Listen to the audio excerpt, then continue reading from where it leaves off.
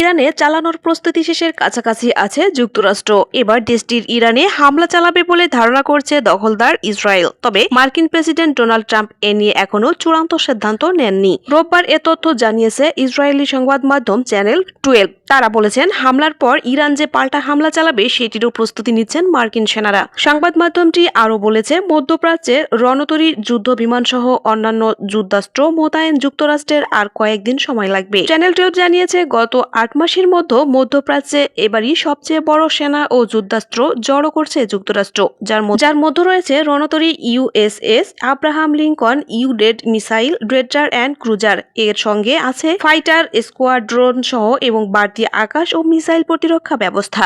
গত সপ্তাহে president Donald Trump জানান, ইরানের দিকে তাদের বিশাল নৌবহর যাচ্ছে। তার এমন মন্তব্যের পর ইরানে মার্কিনীদের হামলার গুঞ্জন জোরালো হচ্ছে।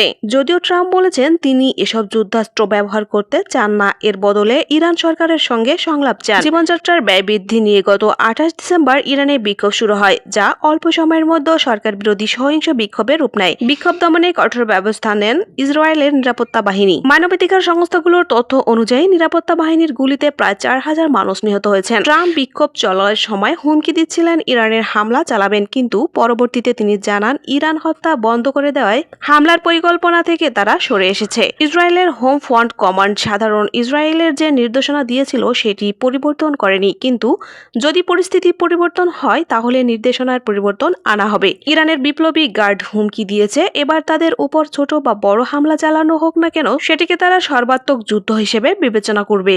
এতক্ষণ সাথে থাকার জন্য ধন্যবাদ। অনুরোধ থাকবে চ্যানেলটি সাবস্ক্রাইব করে বেল আইকনে ক্লিক করুন এবং মতামত কমেন্টে জানাতে ভুলবেন না। আল্লাহ হাফেজ।